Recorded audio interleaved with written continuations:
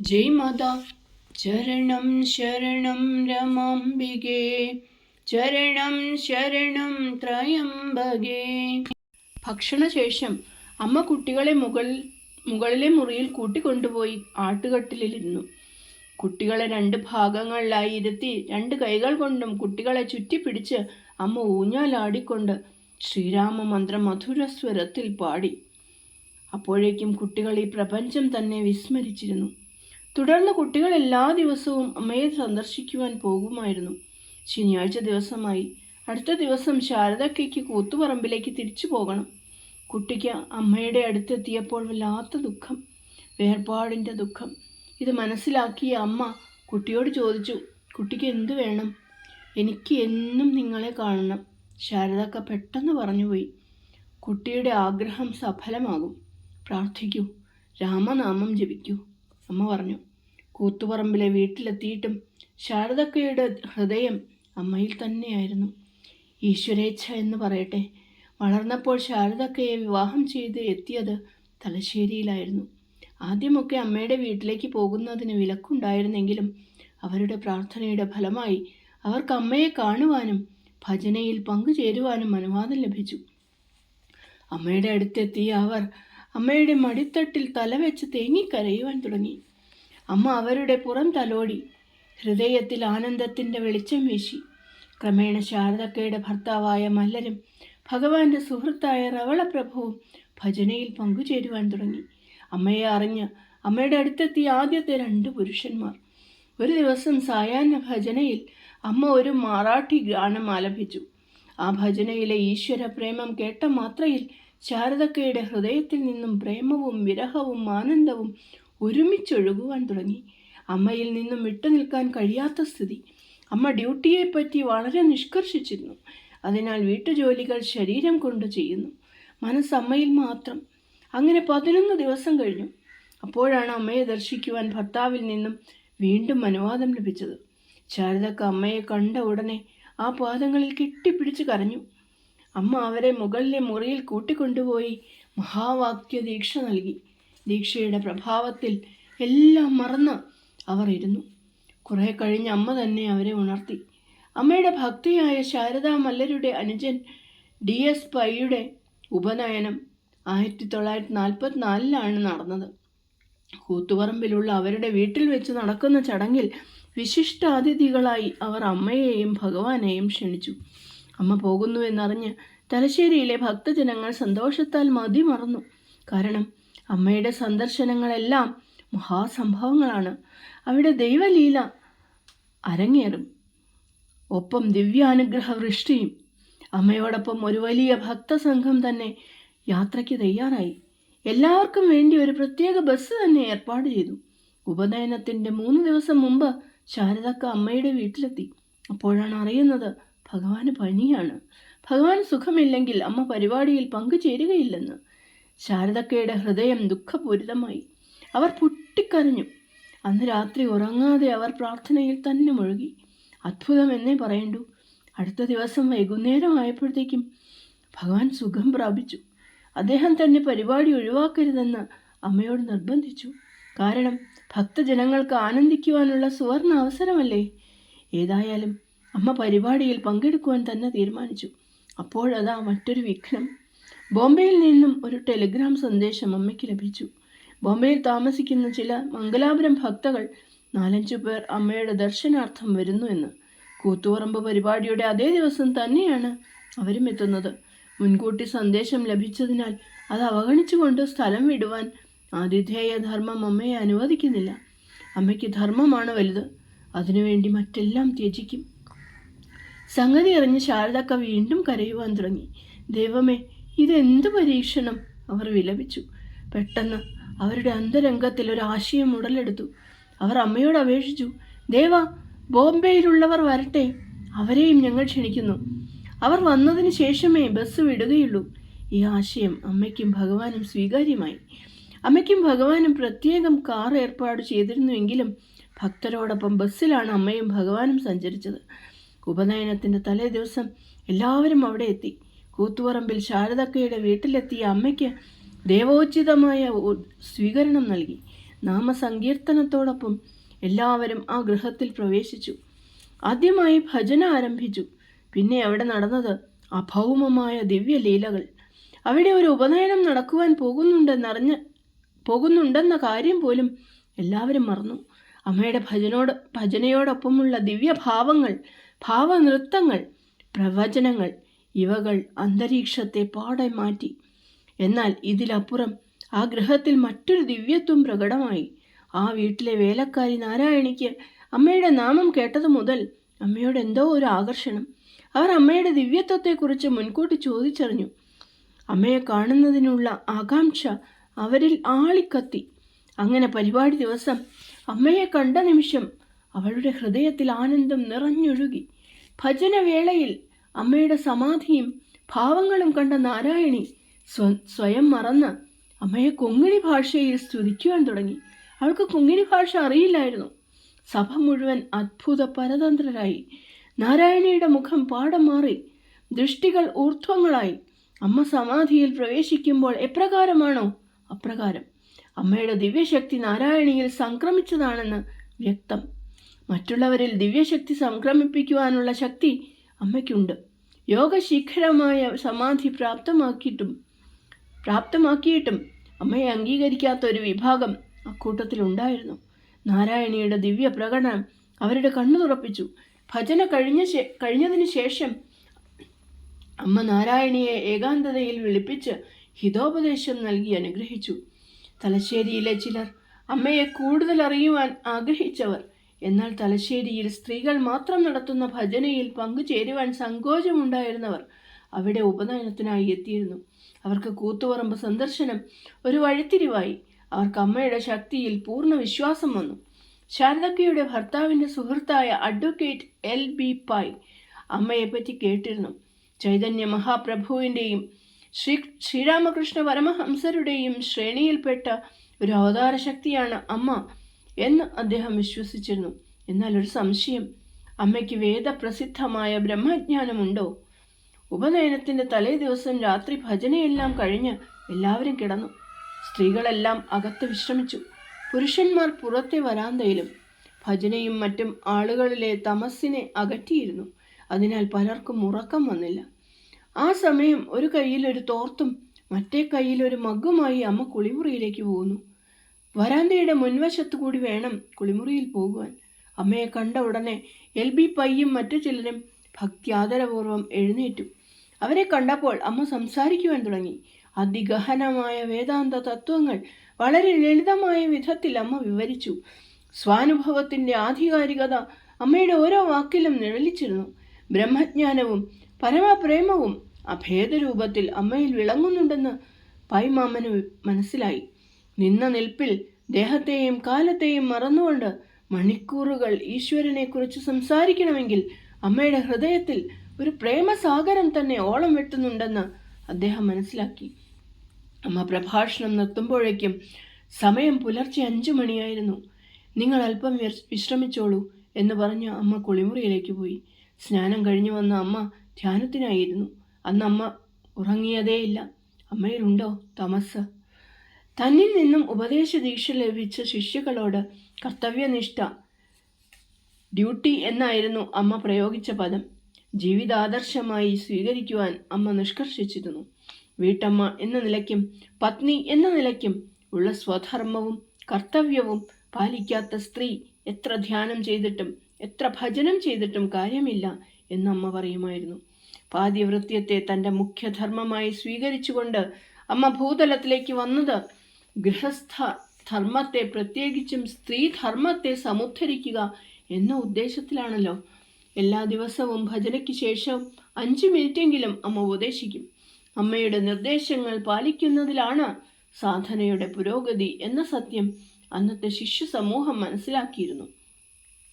അമ്മ നൽകുന്ന നിർദ്ദേശങ്ങളിൽ ചെറുത് വലുത് പ്രധാനം അപ്രധാനം എന്നിങ്ങനെ ഇല്ല. അമ്മ എന്തു പറഞ്ഞാലും അനുസരിക്കുക. അനുസരണം ഗുരുപ്രസന്നതയ്ക്കും ആനന്ദത്തിനുമുള്ള കുറുക്കുവഴിയായി അവർ കണക്കാക്കി. ഭക്തകളിൽ അമ്മ ചൊരിയുന്ന കാരുണ്യവൃഷ്ടിക്ക് മറ്റൊരു ഉദാഹരണമാണ് സുഭദ്ര എന്ന സ്ത്രീക്ക് ലഭിച്ച അനുഗ്രഹം. തലശ്ശേരിയിലെ പ്രശസ്തനായ ഒരു അഡ്വക്കേറ്റ് എം വരദമല്ലരുടെ ഭാര്യയാണ് സുഭദ്ര മല്ലർ. സുഭദ്രക്ക എന്ന് എല്ലാവരും വിളിക്കും. സത്വഗുണ സമ്പന്നരായ ഈ ദമ്പതികളുടെ 16 വയസ്സുള്ള ഏക മകൻ ടൈഫോയിഡ് പിടിപെട്ട് മരണമടഞ്ഞു. ദുഃഖഭാരം സഹിക്കാൻ കഴിയാതെ സുഭദ്ര മല്ലർ കിടപ്പു തന്നെ. ഭക്ഷണവും നിദ്രയുമില്ലാതെ ദുഃഖിച്ചുകൊണ്ടിരിക്കുന്ന അവരെ സമാശ്വസിപ്പിക്കുവാൻ പലരും ശ്രമിച്ചു. പതിവിന് വിരുദ്ധമായി അവരുടെ സമുദായത്തിൻ്റെ ഗുരു പോലും അവരുടെ വീട്ടിൽ വന്ന് സാന്ത്വനിപ്പിക്കുവാൻ ശ്രമിച്ചു. പക്ഷെ എല്ലാം വിഫലം. അങ്ങനെയിരിക്കെ ഒരു ദിവസം അമ്മയുടെ ഒരു ശിഷ്യ ഈ വിവരം അമ്മയെ ധരിപ്പിച്ചു. അമ്മയുടെ വീട്ടിൽ നിന്നും നടന്നാൽ ഏകദേശം 3 മിനിറ്റ് കൊണ്ട് സുഭദ്രക്കയുടെ വീട്ടിലെത്താം. ജീവനെ ദുഃഖഭാരത്തിൽ നിന്നും രക്ഷിക്കുവാൻ ഈശ്വരനല്ലാതെ മറ്റാർക്ക് കഴിയും? സംഗതി അറിഞ്ഞ് അമ്മ അവരുടെ വീട്ടിൽ പോയി സുഭദ്രക്കയെ കണ്ടു. അതികഠിനമായ ദുഃഖത്താലും ദിവസങ്ങളോളം നീണ്ടു നിന്ന നിരാഹാരത്താലും അവർ ഒരു അസ്ഥിപഞ്ജരം പോലെയായിരുന്നു. അമ്മ അവരുടെ സമീപത്തിരുന്ന് മൗനം പാലിച്ചുകൊണ്ട് അവരെ തലോടി. 1 മണിക്കൂർ സമയം അവിടെ ഇരുന്നിട്ടും ഒരു വാക്കും അമ്മ ഉച്ചരിച്ചില്ല. അമ്മ തിരിച്ചു വീട്ടിലെത്തിയപ്പോൾ തന്നോട് തന്നെ ചോദിച്ചു, എന്തുകൊണ്ടാണ് അവരെ സാന്ത്വനപ്പെടുത്താൻ ഒരു വാക്കുപോലും ഉച്ചരിക്കാതിരുന്നത്? അപ്പോൾ ഉത്തരവും ഉള്ളിൽ നിന്ന് തന്നെ വന്നു, നീ എന്തെങ്കിലും ഉപദേശിച്ചിരുന്നു എങ്കിൽ അവർക്ക് തോന്നും ഇവർക്ക് സന്താനമില്ലല്ലോ, എൻ്റെ പുത്രവിരഹം എങ്ങനെ ഇവർക്ക് മനസ്സിലാകും? അമ്മ ഈ ജഗത്തിൻ്റെ ജനനിയാണെന്ന് ആർക്കറിയുകയില്ലല്ലോ. എന്നാൽ അമ്മയുടെ കാരുണ്യവൃഷ്ടി അവരിൽ പതിഞ്ഞിരുന്നു. അമ്മ അവിടെ നിന്ന് പുറപ്പെട്ടു പോയപ്പോഴേക്കും അവരുടെ ദുഃഖമെല്ലാം ആരോ തുടച്ചു നീക്കിയതുപോലെ. അന്ന് രാത്രി അവർ ഉറങ്ങി. പുലർച്ചെ അവർക്കൊരു ദിവ്യാനുഭവം. അവർ ആദ്യം ഒരു ദിവ്യവാണി കേട്ടു. അമ്മേ, നശ്വരനായ പുത്രനെക്കുറിച്ച് അമ്മ എന്തിനു ദുഃഖിക്കണം? അമ്മയുടെ അനശ്വര പുത്രൻ ഇവിടെയില്ലേ? എന്നെ നോക്കൂ. വാണി നിലച്ചപ്പോൾ സുഭദ്രക്ക കണ്ടു, അതാ നിൽക്കുന്നു ഉണ്ണിക്കണ്ണൻ. പക്ഷേ മുഖം അമ്മയുടേത്. അവർ എഴുന്നേറ്റിരുന്നു. അപ്പോൾ താൻ കണ്ടതാണ് സത്യം. അവർ അനുസ്മരിച്ചു. അവരുടെ ഹൃദയവ്യഥ എവിടെയോ പോയി. ഹൃദയത്തിൽ ശാന്തി അനുഭവപ്പെട്ടു. സൂര്യൻ ഉദിച്ച ഉടനെ അവർ അമ്മയുടെ വീട് ലക്ഷ്യമാക്കി ഓടി. അത് അറിഞ്ഞവർ അത്ഭുത പരതന്ത്രരായി. ഇന്നലെ വരെ മരണശയ്യയിൽ എന്ന പോലെ കിടന്നിരുന്ന സ്ത്രീ ഇപ്പോഴതാ എഴുന്നേറ്റ് ഓടുന്നു. അമ്മയുടെ അടുത്തെത്തിയ അവർ ആ പാദങ്ങളെ കെട്ടിപ്പിടിച്ച് കരയുവാൻ തുടങ്ങി. അവിടെ വീണ് നമസ്കരിച്ചു. അവർക്കൊരു പുതുജീവൻ തിരിച്ചു കിട്ടി. ക്രമേണ സുഭദ്ര മല്ലർ തലശ്ശേരിയിലെ ഭക്ത സമൂഹത്തിലെ ഒരു സജീവാംഗമായി. ദിവസങ്ങൾ കടന്നുപോയി. സുഭദ്രക്ക എന്നും വൈകുന്നേരം അമ്മയുടെ ഭജനയിൽ പങ്കെടുക്കുകയും ദിവ്യലീലകൾ ദർശിക്കുകയും ചെയ്തു വന്നു. ഒരു ദിവസം പെട്ടെന്ന് മരണപ്പെട്ട മകൻ്റെ ഓർമ്മ വന്നു. ഉടനെ അമ്മയുടെ നാമം ജപിച്ചു. മകന് ഏറ്റവും പ്രിയപ്പെട്ട കശുവണ്ടി പരിപ്പ് വറുത്ത് തയ്യാറാക്കി അത് അമ്മയ്ക്ക് നിവേദ്യമായി നൽകണം അവർ ആശിച്ചു. എന്നാൽ അവരുടെ വീട്ടിൽ നിന്നും ഭക്ഷണ പദാർത്ഥങ്ങൾ തൻ്റെ വീട്ടിലേക്ക് കൊണ്ടുവരുന്നത് ഭഗവാൻ ഇഷ്ടമല്ലായിരുന്നു. അതിനാൽ സുഭദ്രക്ക താൻ ഉണ്ടാക്കിയ നിവേദ്യം എടുക്കാതെ തന്നെ അമ്മയുടെ ഭജനയിൽ പങ്കുചേരുന്നതിനായി പോയി. അവിടെ ശ്രീകൃഷ്ണ സ്തുതിയുടെ വന്ദന ശ്ലോകത്തിൻ്റെ പകുതിയായപ്പോഴേക്കും അമ്മ സമാധിയിലായി. മറ്റുള്ളവർ ഭജന പാടുവാൻ തുടങ്ങി. പെട്ടെന്ന് എഴുന്നേറ്റ് അമ്മ ദിവ്യഭാവത്തിൽ സുഭദ്രക്കയുടെ അടുത്ത് ചെന്ന് ചോദിച്ചു, എനിക്ക് വേണ്ടി തയ്യാറാക്കിയ നിവേദ്യം എവിടെ? ഉടനെ സുഭദ്രക്ക അവിടെ നിന്നും എഴുന്നേറ്റ് തൻ്റെ വീടിനെ ലക്ഷ്യമാക്കി ഓടി. 5 മിനിറ്റ് കൊണ്ട് തിരിച്ചെത്തിയ സുഭദ്രക്കയുടെ കയ്യിലെ പാത്രം തട്ടിപ്പറിച്ച് അമ്മ അടപ്പു തുറന്ന് അതിലുണ്ടായിരുന്ന കശുവണ്ടി പരിപ്പ് മുഴുവൻ അകത്താക്കി. അതിനുശേഷം ഒരു നറും പുഞ്ചിരിയോടെ സുഭദ്രക്കയെ ഒന്ന് കെട്ടിപ്പിടിച്ചു. സുഭദ്രക്കയും ആനന്ദലഹരിയിലായി. കണ്ടുനിന്ന സ്ത്രീകൾ അമ്മയെ നന്ദകിശോരനായി ദർശിച്ചു. എന്തെല്ലാം അത്ഭുത ലീലകളാണ് തലശ്ശേരിയിൽ അരങ്ങേറിയത്!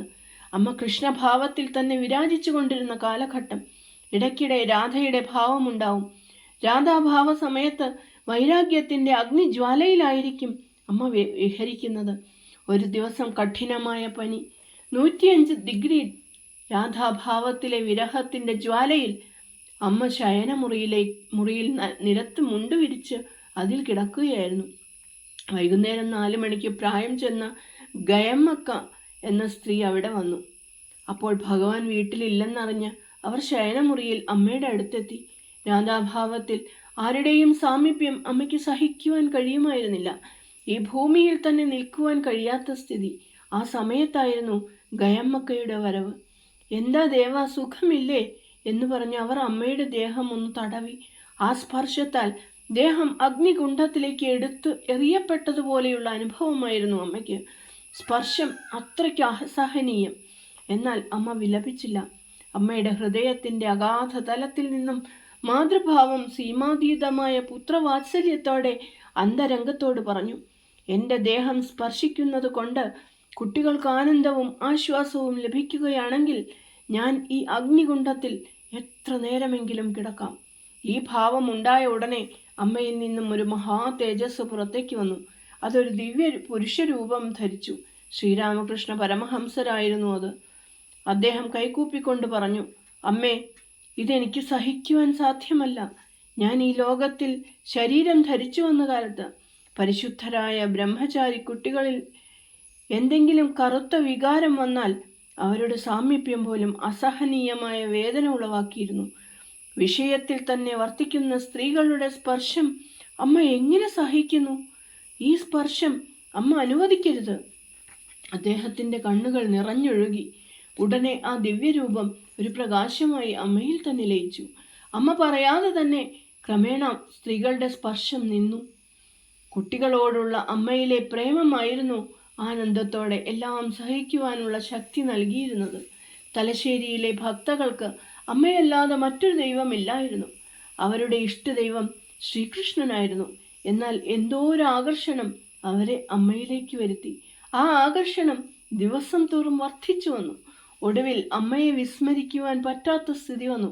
ഈ ഘട്ടത്തിൽ അമ്മയും കൃഷ്ണനും ഒന്നാണെന്ന ബോധം അവർക്ക് വന്നു. അത് സഗുണാവതാര സത്യത്തെക്കുറിച്ചുള്ള ജ്ഞാനം തന്നെയായിരുന്നു, അല്ലാതെ കേവലം മനസ്സിൻ്റെ വിശ്വാസമല്ലായിരുന്നു. ഒരു ദിവസം വൈകുന്നേരത്തെ ഭജനയിൽ ഒരു ഭക്ത മഹാവിഷ്ണുവിൻ്റെ ധ്യാന ശ്ലോകം ചൊല്ലി. ആദ്യ വരി പാടുമ്പോഴേക്കും അമ്മ ആ നിലത്ത് തന്നെ ശയിച്ചു. വലതു ഭുജം മടക്കി അതിന്മേൽ ശിരസ് വെച്ചുകൊണ്ട് ശയിക്കുന്ന അമ്മ ശേഷശായിയുടെ ഭാവത്തിലാണെന്ന് ഭക്തജനം മനസ്സിലാക്കി. ദശാവതാരത്തെ സ്തുതിക്കുന്ന ഗാനം ഭക്തജനം ആലപിച്ചുകൊണ്ടിരുന്നു. അതിൽ നരസിംഹാവതാര വർണ്ണന എത്തിയപ്പോൾ എല്ലാവരെയും ഞെട്ടിപ്പിക്കുമാറ് ഒരു ഭയങ്കര ഇടിനാദത്തോടെ ഒരു വലിയ തൂൺ പിളർന്ന തരിപ്പണമാകുന്ന പ്രതീതി എല്ലാവർക്കും ഉണ്ടായി. കണ്ണഞ്ചിപ്പിക്കുന്ന ഒരു പ്രകാശം അവിടെ നിറഞ്ഞു. അപ്പോൾ അമ്മ ദാ ഹാളിൻ്റെ ഒരു വശത്തായി കോണിപ്പടികൾ കയറി ചെല്ലുമ്പോൾ കാണുന്ന വീതി കുറഞ്ഞ മരത്തിണയിലിരിക്കുന്നു. ഭക്തജനം ശ്വാസം അടക്കി പിടിച്ചിരിക്കുന്നു. പെട്ടെന്ന് ശാന്തസുന്ദരമായ അമ്മയുടെ മുഖം ഒരു ഭീകരാകാരം ധരിക്കുന്നു. കണ്ണുകൾ രക്തവർണ്ണമായി, നോട്ടത്തിൽ ക്രോധാഗ്നി തെറിക്കുന്നത് പോലെ. രക്തം താഴോട്ട് ഇറ്റു വീഴുന്നുണ്ടോ എന്ന് തോന്നിക്കുമാറ് നാവ് പുറത്തേക്ക് തൂങ്ങിക്കിടക്കുന്നു. നരസിംഹഭാവമാണതെന്ന് എല്ലാവർക്കും മനസ്സിലായി. അമ്മയുടെ ഈ അസാധാരണ ഭാവം കണ്ട് ഭയചകിതരായ ഭക്തകൾ അമ്മയെ നോക്കി കൈകൾ കൂപ്പിക്കൊണ്ട് സൗമ്യഭാവം കൈക്കൊള്ളണമേ എന്ന് പ്രാർത്ഥിക്കുവാൻ തുടങ്ങി. അവരുടെ പ്രാർത്ഥനയാലായിരിക്കണം നിറം പുഞ്ചിരി തൂക്കുന്ന നന്ദകിശോരൻ്റെ സൗമ്യഭാവം അമ്മ അവലംബിച്ചു. ഒരു ദിവസം രാത്രി ധ്യാനസ്ഥയായ അമ്മയുടെ ഹൃദയത്തിൽ നിന്നും ഒരു മഹാപ്രകാശം പുറത്തേക്ക് വന്നു. നിമിഷം കൊണ്ട് അത് ബ്രഹ്മാണ്ടം മുഴുവൻ വ്യാപിച്ചു. പെട്ടെന്ന് ആ ദിവ്യപ്രകാശം ഒരു രൂപം കൈക്കൊണ്ടു. പകുതി ശിവനും പകുതി ശക്തിയും ചേർന്ന അർദ്ധനാരീശ്വര സ്വരൂപം. അതിൽ ശക്തിഭാവം ശ്രീകൃഷ്ണ സ്വരൂപമായി, ശിവരൂപം രാധയുമായി. അപ്പോൾ അത് രാധാകൃഷ്ണനായി. സൗന്ദര്യത്തിൻ്റെ ധാമമായ കൃഷ്ണനെയും അനന്തമായ പ്രേമത്തിൻ്റെ മൂർത്തിയായ രാധയെയും അമ്മ ദർശിച്ചു. ഭഗവാന്റെ മുരളിയിൽ നിന്നും പ്രണവസ്വരൂപമായ ഗാനവീചികൾ നിർഗളിച്ചു. സംഗീത സാന്ദ്രമായ മുരളീഗാനത്തിൽ തന്മയത്വം പ്രാപിച്ച് രാധ നൃത്തം ചെയ്യുന്നു. ആത്മസ്വരൂപമായ കൃഷ്ണനിൽ ലയിച്ചുകൊണ്ട് വൈരാഗ്യങ്ങളുടെ തേജോ വിഗ്രഹമായ രാധയുടെ നൃത്തത്തിൽ രണ്ടെന്ന ഭാവമില്ല. അമ്മ വളരെ നേരം സമാധിയിൽ തന്നെ മുങ്ങി. അമ്മയുടെ തലശ്ശേരിയിലെ ലീലകൾ തുടർന്നുകൊണ്ടിരുന്നു. ആ കാലത്ത് അധികവും ശ്രീകൃഷ്ണ ഭാവത്തിലാണ് അമ്മ വിരാജിച്ചിരുന്നത്. ശ്രീകൃഷ്ണന്റെ പുനരവതാരമാണ് അമ്മ എന്നായിരുന്നു ആ കാലത്തെ സ്ത്രീകൾ വിശ്വസിച്ചിരുന്നത്. അവരൊക്കെ അമ്മയെ രമക്ക എന്നായിരുന്നു വിളിച്ചിരുന്നത്. പിന്നീട് അത് ദേവ എന്നാക്കി മാറ്റി. ദേവ എന്ന് വിളിക്കുന്നതിന് ഒരു പ്രത്യേക കാരണമുണ്ടായിരുന്നു. ആ സംഭവം ഇതാ. അക്കാലത്ത് അമ്മയുടെ അടുത്ത് വന്നുകൊണ്ടിരുന്ന അമ്മയുടെ ഒരു ഉറച്ച ഭക്തയായിരുന്നു കമലാ ഭട്ട്. കമലക്ക എന്ന് വിളിക്കും. അവർ അമ്മയുടെ ഗൃഹത്തിൽ വരുമ്പോഴൊക്കെ തൻ്റെ 3 വയസ്സുള്ള ഗോപിനാഥ് എന്നു പേരുള്ള മകനെയും കൊണ്ടുവരുമായിരുന്നു. അങ്ങനെ കുഞ്ഞുനാളിലെ അമ്മയിൽ ഭക്തിവിശ്വാസങ്ങൾ ആ കുട്ടിയിൽ ഉണ്ടായി. ചരണം ശരണം രമാംബികേ, ചരണം ശരണം ത്രയംബകേ. ജയ് മാതാ.